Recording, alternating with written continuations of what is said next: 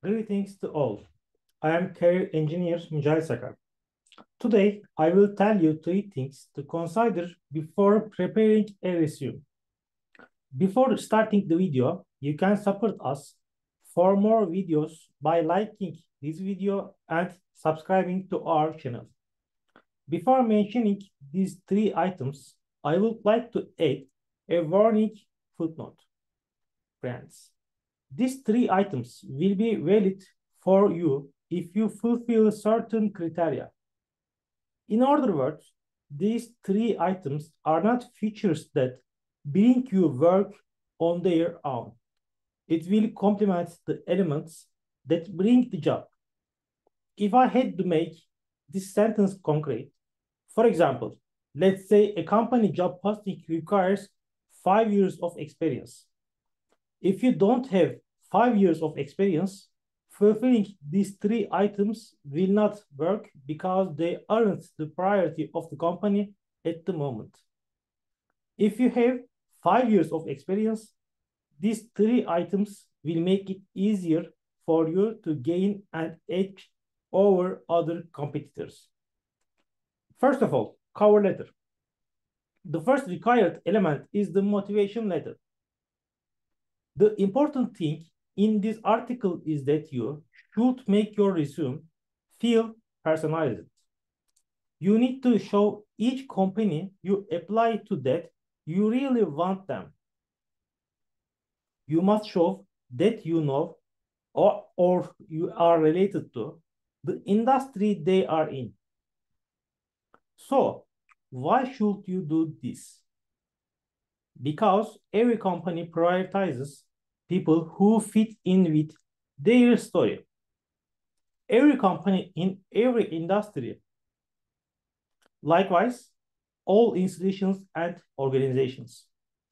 The opinion of the expert in human resources is the person who came here should adapt to our culture and do his job as a part of the chain. Sometimes there may be additional requests, such as adding new layer to our system. But this can also happen after adapting to the current culture of the company. It may be difficult for you to learn the structure of the companies while preparing a job application, but the websites of the companies often give us some ideas on this subject. Of course, I exclude SME companies that don't have many names on the internet.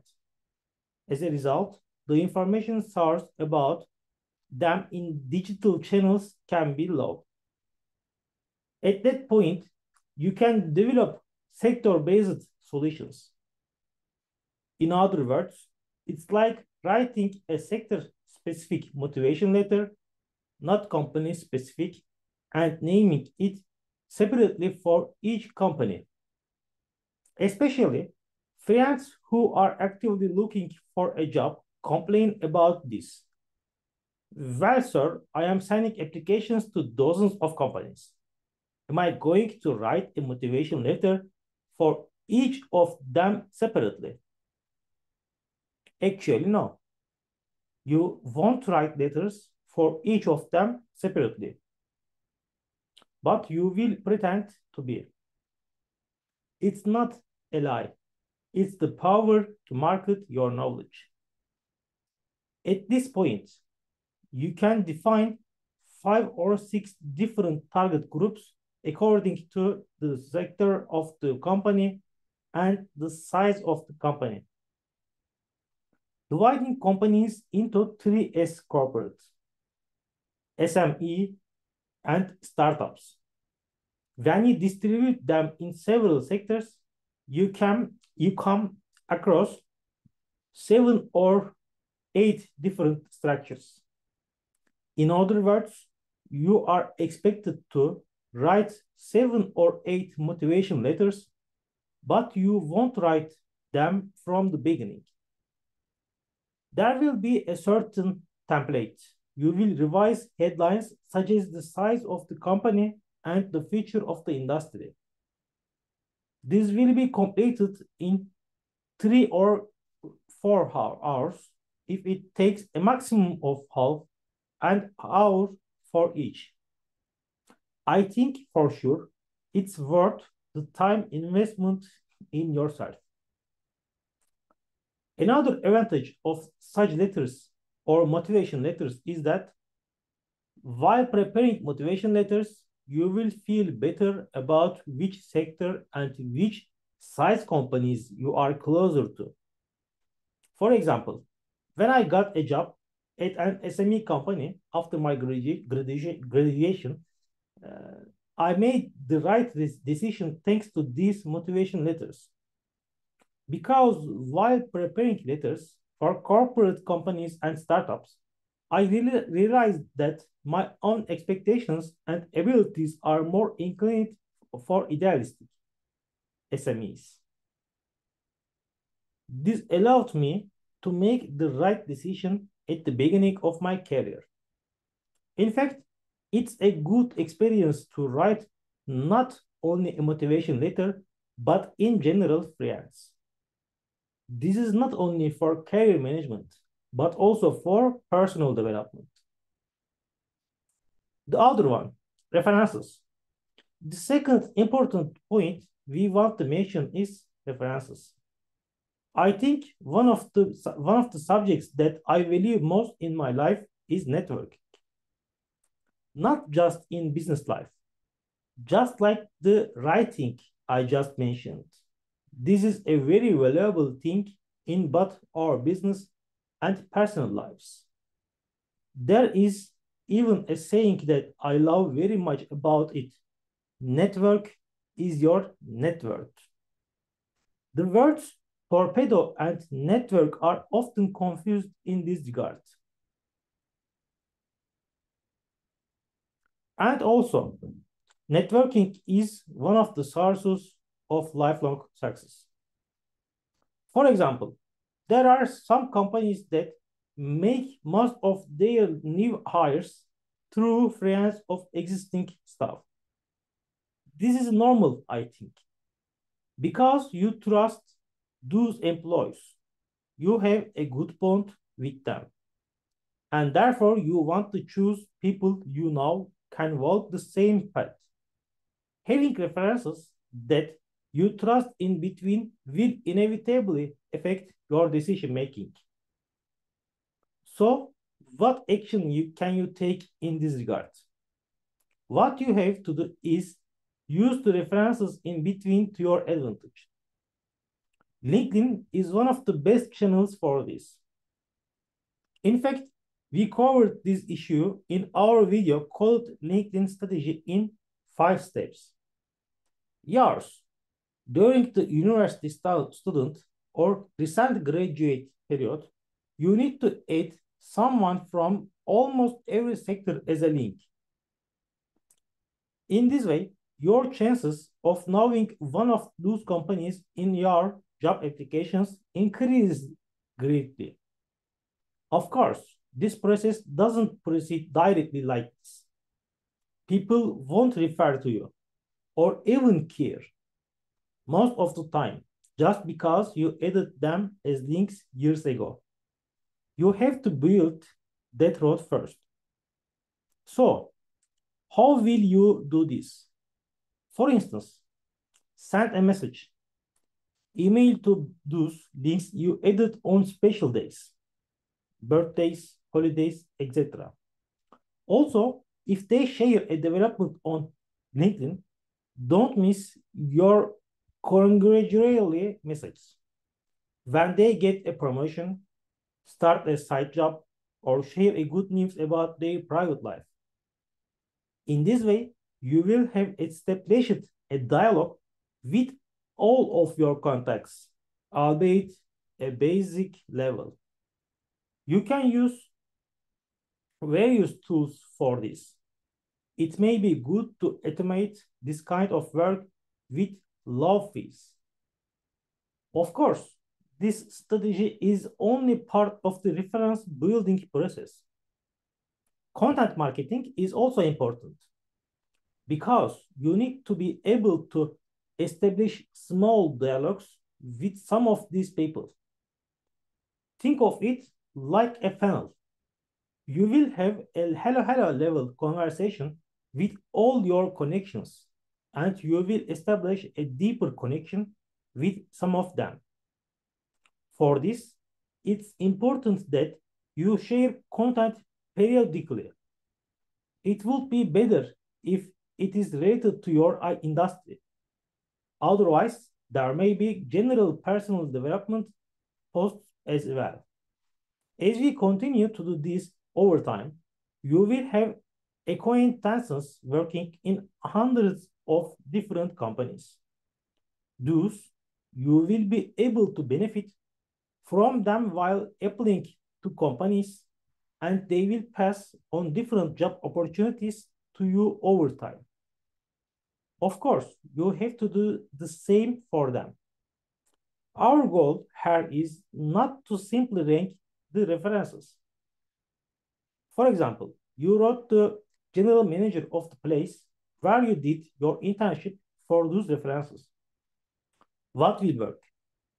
Especially if the sector of the company you want to work with is not the same as the company you did your internship. This reference really doesn't matter. Your references there must be compatible with the company you want to work for in terms of sectoral or title. That's why a personalized resume is important. You need to do this with an end-to-end approach when marketing your knowledge to the company you will apply for. Experiences, references, cards, or certificates should all complement each other. You shouldn't use irrelevant references in sector A and use them in sector B because it won't contribute to you. If I were a human resources specialist, I would expect you to convince me about my industry. For this, it's also important that your references write you a few sentences. Where did you meet? How does he evaluate you? What features do you bring to the fore? For this reason, it's necessary to see LinkedIn as a long-term investment. As you turn to the people you meet there into references over time, you will see that you know someone in almost every industry. Here, too, we often get a question like this. Then my previous references don't matter at all. The academics, the places I did my internship, the people I met in the social environment. There might be benefits, but I don't think that including it in the CV will contribute much. I think I have a pragmatist point of view on this issue. So I am utilitarian. Those references have nothing to do with the business structure of the company you are applying for. Therefore, they are not the people who can refer you to that job. You are a hard worker in your classes. So the professor who took your class wrote you a reference letter.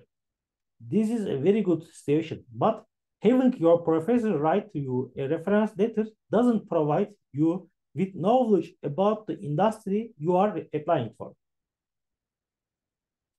Lastly, social media. Our third and last item is social media. As you know, competition is much more in every field. There are probably dozens of or even hundreds of people applying for a job you applied for. Unfortunately, most of them are eliminated at the beginning. Especially large companies use algorithms in this regard, and if the algorithms cannot find the basic competencies, they already throw away those resumes. Among the remaining resumes, the human resource officer applies some filters. HR officer or recruiter, this title may change depending on the structure of the company. For example, He or she looks at what you have done before. What kind of value proposition did you present for the companies you work for? In addition, social media is gaining importance.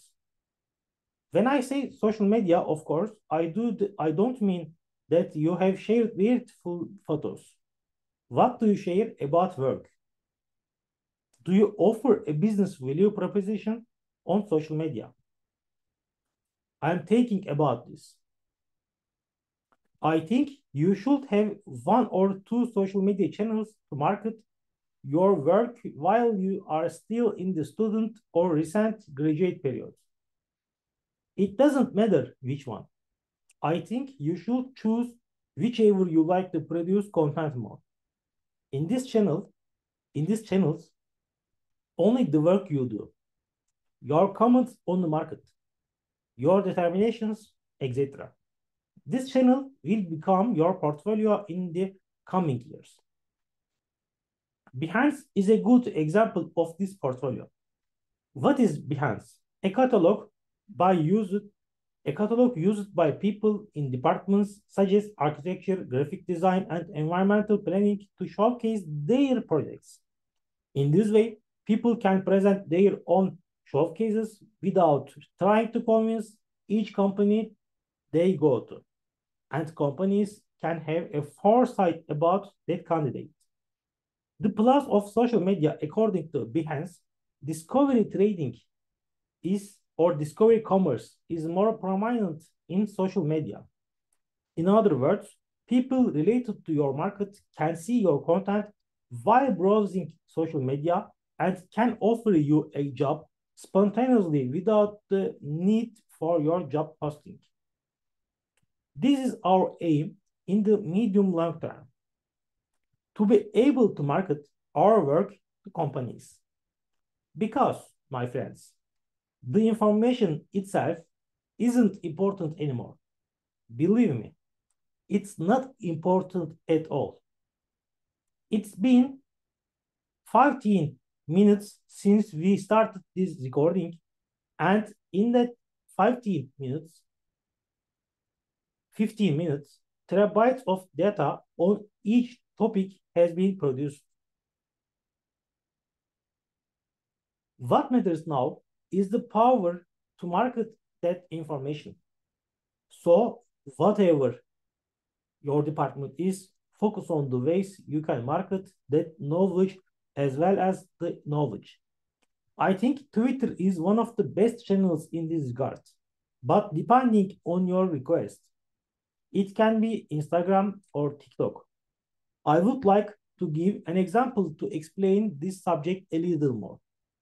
Take, for example, a typical job interview. Job interview.